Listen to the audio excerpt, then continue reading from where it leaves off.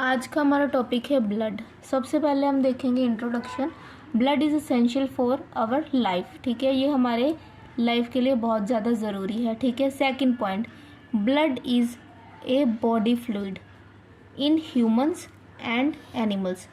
Blood है एक body fluid, किसमें? ह्यूमंस एंड एनिमल्स में। ठीक है, third point, blood is a fluid connective tissue. Blood क्या है हमारा? Fluid connective tissue that consist of plasma, blood cells and platelets। इसमें क्या क्या होता है? प्लाज्मा होता है, ब्लड सेल्स होते हैं एंड प्लेटलेट्स होते हैं। ठीक है, फोर्थ पॉइंट आ जाएगा blood fluid direct transport oxygen. Blood क्या करता है? ऑक्सीजन को ट्रांसफर करता है, ठीक है, हमारी बॉडी में। ठीक है, और fifth point, it carries out away carbon dioxide. Carbon dioxide बाहर निकालता है बॉडी के एंड अदर वेस्ट मटेरियल और प्रोडक्ट्स, और अदर वेस्ट मटेरियल और प्रोडक्ट्स भी बाहर निकाल देता है। ठीक है, आगे हम इसकी देख लेते हैं कॉम्पोजिशन। कॉम्पोजिशन में क्या आएगा? सबसे पहले इसके 4 मेन कंपोनेंट्स होते हैं। कितने? 4। ठीक है, सबसे पहले आ जाएगा plasma, red blood cells, white blood cells and platelets. Red blood cells को हम आरबीसीज भी बोलते हैं और वाइट ब्लड सेल्स को हम प्लेटलेट्स भी बोलते हैं। ठीक है, आगे हमारा फर्स्ट पॉइंट से हम पहले देखेंगे plasma. Blood plasma consist of, blood plasma किस किस से बनता है? वाटर, जो कि हमारे पास 90% होगा। ठीक है, प्लाज्मा प्रोटीन 6 to 8%। ठीक है, इलेक्ट्रोलाइट्स 1%। ठीक है, आगे है हमारा अदर कंपोनेंट्स कौन कौन से होते हैं।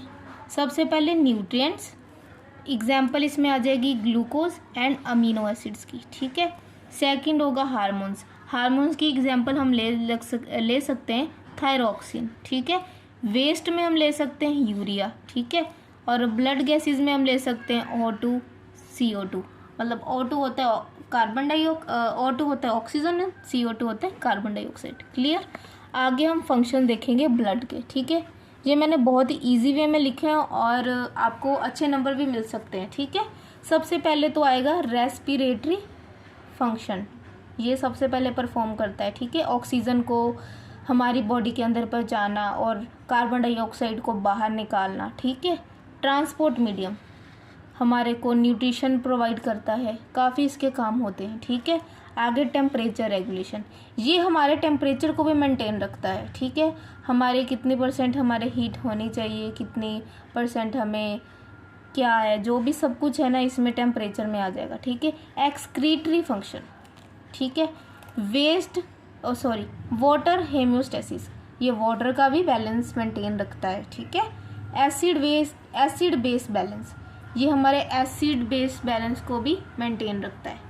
इम्यूनिटी सबसे मेन होती है, इम्यूनिटी हमारी को ये बनाए रखता है। ठीक है, स्टोरेज, जैसे न्यूट्रिएंट्स, हार्मोन्स, वेस्ट वगैरह, ये कितना कुछ ही हमारा ये स्टोरेज का भी काम करता है। ठीक है, ये हमारे 8 फंक्शंस हो गए। अगर आप इसको रट लोगे तो अच्छे नंबर लेके आओगे। ठीक है, आगे हम ये भी, मतलब अगर आपने इसको एक्सप्लेन करना है आप वो भी कर सकते हो। ठीक है, आगे फर्स्ट पॉइंट इसका आएगा मेंटेनिंग ब्लड टेम्परेचर। वही वाली बात आ गई हमारा, क्या बॉडी टेम्परेचर को भी ये मेंटेन रखता है। ठीक है, ये वही वाली, अब मैंने पिछले भी बात समझाई थी, ये वाली delivering O2 and nutrition to the body cells, ये हमें ऑक्सीजन भी देता है और न्यूट्रिशन भी देता है बॉडी सेल्स को। ठीक है, आगे ट्रांसपोर्ट वेस्ट प्रोडक्ट। ठीक है, ये हमारे ट्रांसपोर्ट करता है वेस्ट प्रोडक्ट को from this cell for elimination, ये बाहर निकाल देता है वेस्ट प्रोडक्ट्स को। ठीक है, आगे transporting hormones from endocrine organs to target cells. ठीक है, ये हार्मोन्स भी ट्रांसफ़र करते हैं, इसमें endocrine organ to target cell तक पहुंचाता है। ठीक है, प्रिवेंटिंग ब्लड लॉस, ये सबसे इसका मेन फंक्शन है। प्रिवेंटिंग ब्लड लॉस मतलब ब्लड को ये ज़ाया नहीं जाने देता। ठीक है, प्रिवेंटिंग इन्फेक्शन, ये इन्फेक्शन से भी हमें प्रोटेक्ट करता है। ठीक है, जैसे वायरसेस हो गए, इन्फेक्शंस वगैरह हो गई, कितनी सारी इन्फेक्शंस होती हैं। ठीक है, नेक्स्ट देखते हैं।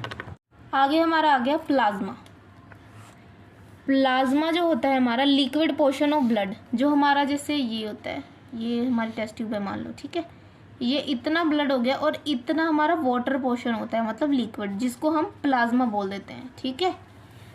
अब इसमें प्लाज्मा में क्या क्या होता है, 90% वाटर होता है और 10% अदर कंपोनेंट्स होते हैं, जैसे कि प्रोटीन, ठीक है, प्रोटीन हो गया, clotting factor, fibrinogens, antibodies, albumin, sugar, lipids को हम फैटी एसिड्स भी बोल देते हैं, अमाइनो एसिड्स, विटामिन, और इसमें सॉल्ट्स भी होते हैं जिसको हम इलेक्ट्रोलाइट्स बोल देते हैं, एंजाइम्स होते हैं, वेस्ट मटेरियल होता है और यूरिया भी होता है, ठीक है। अब इसका हम डायग्राम से समझ लेते हैं, ठीक है। ये हमारी है टेस्ट ट्यूब, ठीक है। अब ये जो है, ये जो ग्रीन एरिया है, ठीक है, ये मैंने आपको समझाने के लिए, और ये लिक्विड पोर्शन होता है और ये मतलब कलरलेस होता है, ठीक है। इसमें 55% तो हमारा प्लाज्मा ही हो जाता है, और प्लाज्मा वे की भी आगे सब डिविजन्स हैं, ठीक है, जैसे वाटर हो गया, आयंस हो गए, प्रोटीन्स हो गए, न्यूट्रिशंस हो गए, वेस्ट हो गए, गैसेस हो गए, ठीक है।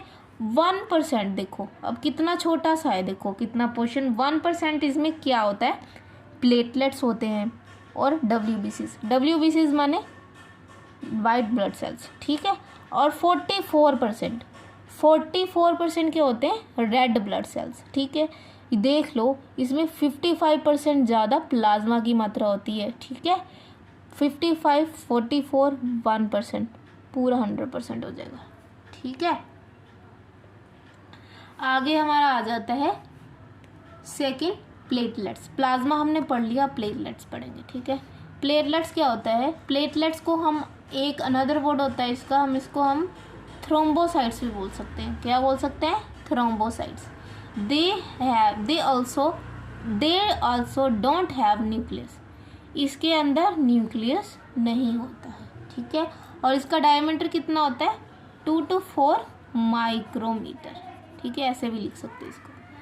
आगे, it helps in clotting, blood clotting and prevent blood loss. अब ये प्लेटलेट्स आपको सबको पता है, ये 8th 9th 10th के बच्चों को, कि ब्लड क्लोटिंग के प्लेटलेट्स काम आती है और ब्लड लॉस को ये बचाता है, ठीक है।